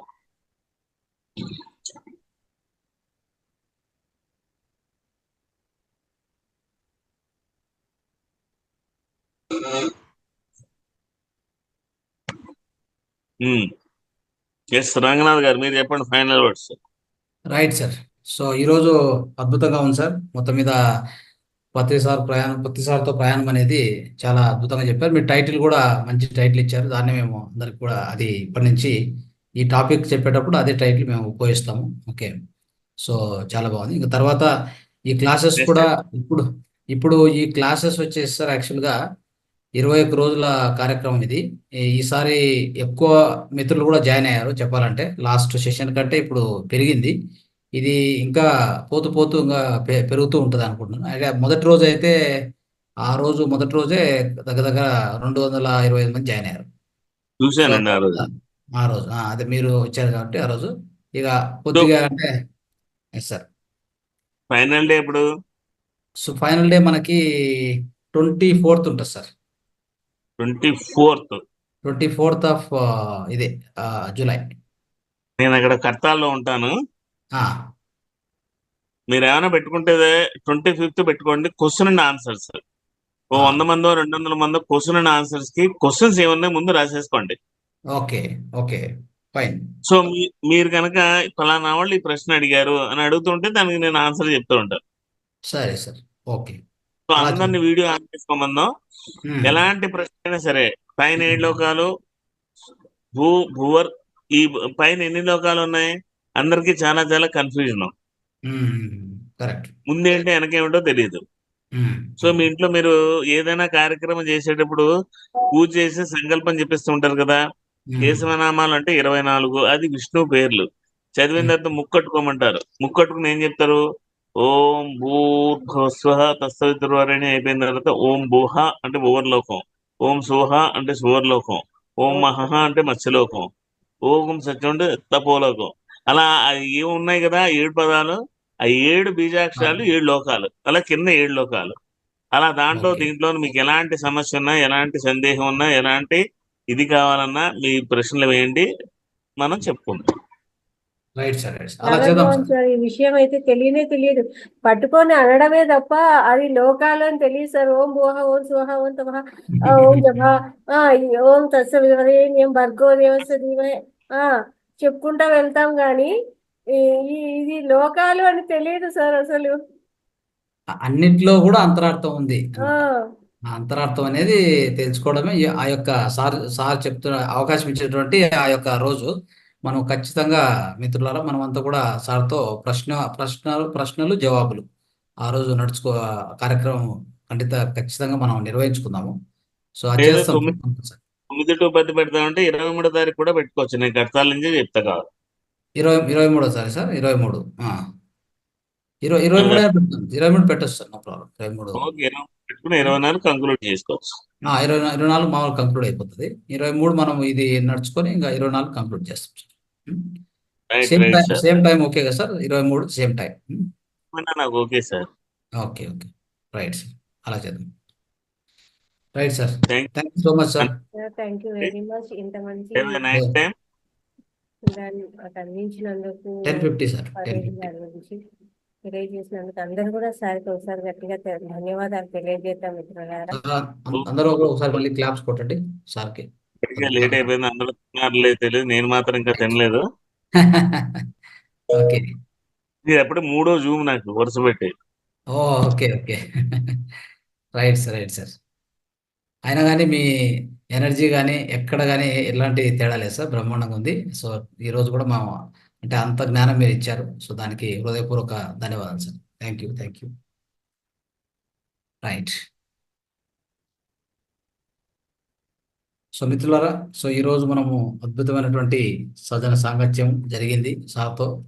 సో ఎంతో జ్ఞానం మనం తీసుకున్నాం. అంటే పత్రి సార్తో ప్రయాణం అంటే అంత సులువు కాదు, అంత ఆశామాష కూడా కాదు. ఓకే, అది కూడా గుర్తుపెట్టుకోవాలి. అంటే ఎంత ప్రేమగా ఆయన చూసుకుంటారో అంతే ఖచ్చితత్వంగా ఉంటారు. ఏదైనా చిన్న తేడా వస్తే అక్కడక్కడే తన్నులు పడతా ఉంటాయి అనమాట. అర్థమైందా? చిన్న తేడా వస్తే సార్ ఫటా వాయించడం అవును జరుగుతుంది. సార్, మన క్లాస్ లో వచ్చిన మాస్టర్స్ ఆ అనుభవాలన్నీ చెప్పారు. అందరూ బాగా తన్నులు తిన్న వాళ్ళే అని చెప్పారు సార్. అంటే ఎంత ప్రేమగా కొట్టేవారు చూసుకుంటారో వచ్చి అనేసి. అదే కొట్టడం జరుగుతుంది. మళ్ళీ నెక్స్ట్ సెకండ్ మీకు మంచిగా భోజనం వడ్డించి ప్రేమగా చూడడం కూడా జరుగుతుంది.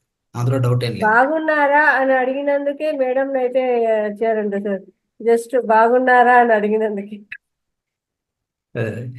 బాగున్నారంటే నాకేమైనా రోగం వచ్చిందా అని పట్టా కొట్టేస్తాడు.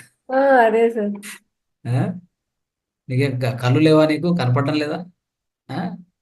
నీకు కనిపించట్లేదా? నీకు కళ్ళేవా నాకు పోయినాయా అని అట్లా చెప్పి చాలా అది అందరికి మానవ సహజం కదా సార్. కనిపించినా లేదు, ఒక ఫోన్ తీసుకుంటూనే ఫస్ట్ వచ్చే పదం బాగున్నారా, హలో బాగున్నారా, ఇదే సార్.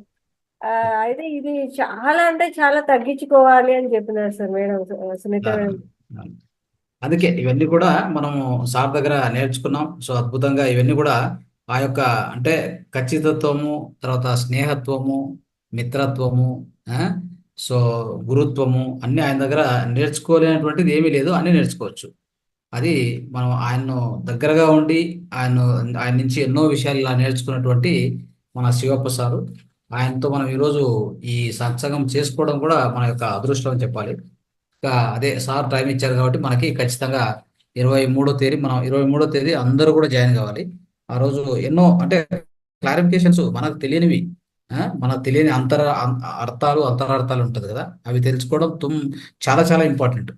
మన జీవితంలో ఒక షిఫ్ట్ వస్తుంది, అంటే ఒక చెప్పాలంటే పూర్తి మన లోపల ఒక ఏమంటారు మార్పు అంటారు దాన్ని, శాశ్వతంగా మార్పు అనేది మన లోపల సంభవిస్తుంది. కాబట్టి దాన్ని చేద్దాం.